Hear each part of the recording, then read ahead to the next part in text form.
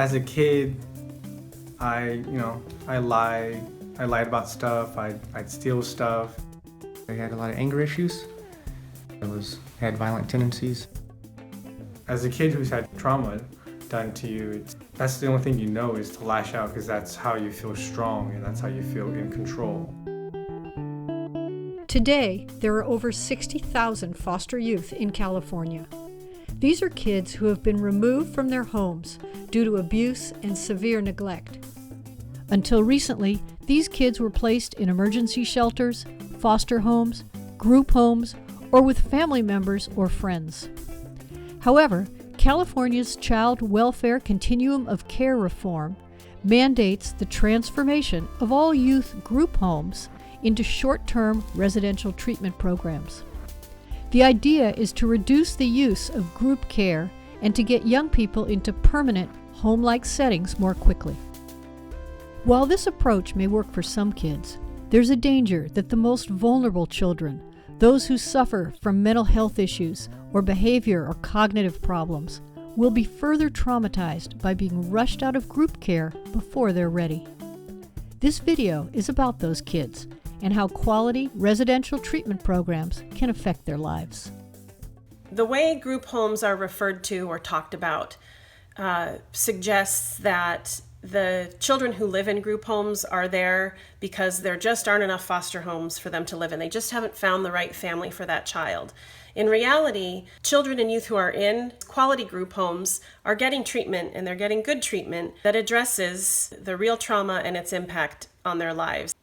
The population we work with have been traumatized over many, many, many years. They have been neglected, abused, physically abused, often sexually abused. They are often drug exposed in utero. They have neurological and cognitive issues. Children who've grown up in the back of bars because that's how their parents were making a living, who then bar patrons had access to those children. They've experienced a lot of relationships that were not healthy for them in the past. They've been abused by people who said, "You could trust me." They don't have a reason to trust adults. They don't often know what a safe place, a safe home feels like. They don't really know what safety is. These are children that have failed out of family after family after family.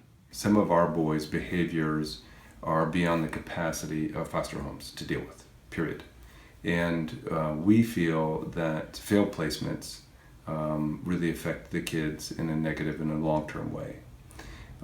And a lot of foster parents, and the foster parents are trying to develop, really look forward to helping kids that are at risk, have been underserved, but I think that they would be ill-prepared to deal with a lot of violent behavior.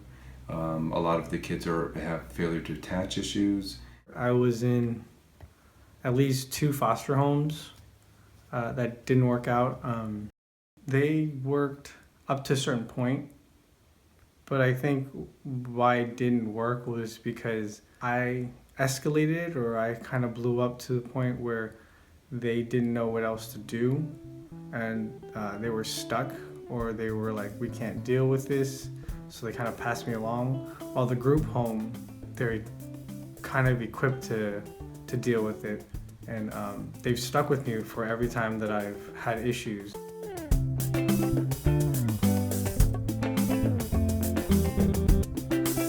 At our facility, we have a residential program and a non-public school.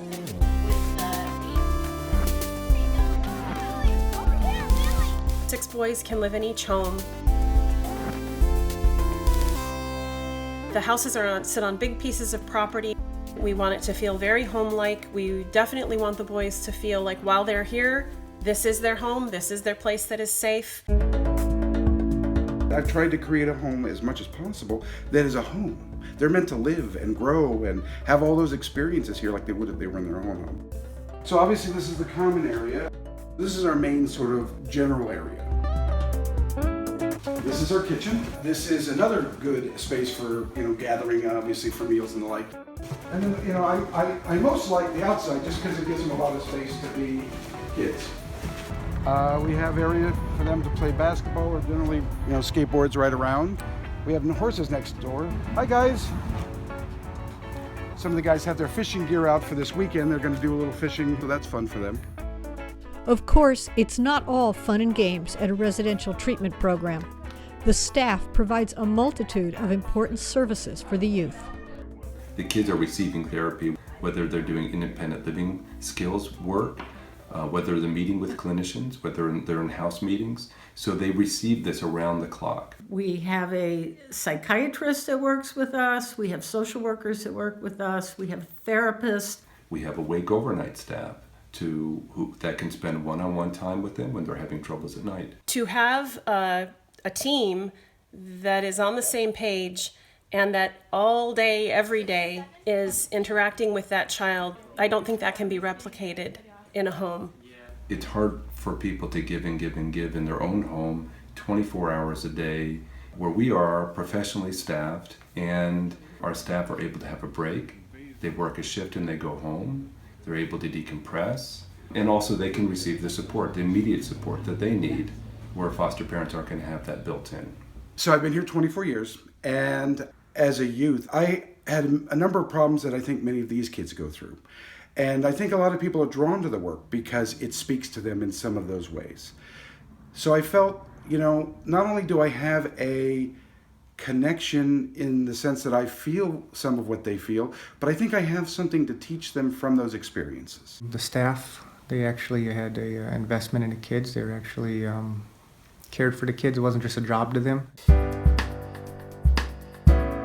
Another benefit of group care is that kids who often have been socially isolated now have an opportunity to make friends and have peer role models.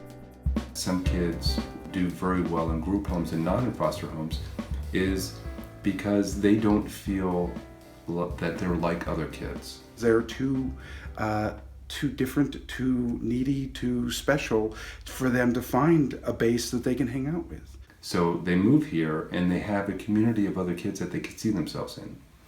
They can start to have friendships and relationships. Children in our program almost immediately respond to being around older children or young adults who model safe behavior, who are proud of the changes that they've made. When I was younger here, there was a group of kids above me at a certain age and different level, and it was always nice to see that they were at this point where they had all these responsibilities and they had all these things they could get because they're on a certain level. So it was good to see that and then able to strive for that. But making real change takes time, and long-term stability is often a key component for a child's growth and healing. A lot of our boys really do need to be in a residential program for an extended period of time before they're ready for foster homes. The outcome otherwise is going to be a series of failed placements.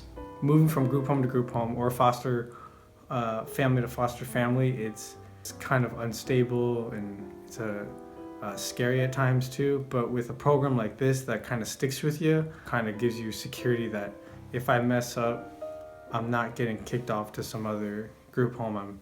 I'm getting taken care of. They're willing to work with me. Well, I came here when I was 5, so I do know I was in 11 other group homes prior to that. I bounced around a lot in group homes because I had a lot of anger issues. Some of them didn't want to deal with me because I had violent tendencies. And when I came here, they, I guess, were willing to work with me on that, so I stayed here until I was 18. So I came here when I was 12. And 12 to 18, I lived here. So I ran through the program and kind of was able to progress far enough where I could transfer to a public school and finish out school there and graduate. We have boys in our program who are with us for, I'd say, anywhere between 9 months to a year or so. And then we have a great number of children in our program who are with us for, I'd say, 2 to 3 years. And then in the past, we've had many that because we continue to be the right option, the safe option, the place where they got what they needed as far as their mental health was concerned and as far as their continued safety and therapeutic needs were concerned, who were with us for 10 years. Well, I don't talk about it much, but I contribute my growth mostly to, for about 10 years I saw just one therapist. So I was able to actually build up a relationship with my therapist where I felt confident and comfortable actually expressing myself to her and taking her input and trying to apply it to my life. Since I turned 18, I joined the Navy and then joined the Army. And then I went to school for 2.5 years, applied to multiple police departments, and finally got picked up by Concord Police and am now a police officer with them. So I wanted to do a job in which I can actually make a difference in some people's lives. Mainly, I got into law enforcement to try to help other children and other families and kids are getting abused. And it's an opportunity where I can actually just make an impact. And I became a U.S. corpsman, which is kind of a medical person. And then I got out of the military and became the PE teacher now. I got married 11 years ago now.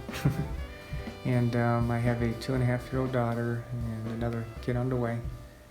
I tell close friends of mine that I was a foster kid, and they are all shocked to hear it because the ones that they know of are the ones that living on the streets or into drugs or have kind of anger issues or problems or whatnot. And it's very much so because of a program like this that sticks with you that I probably haven't turned into one of those kids.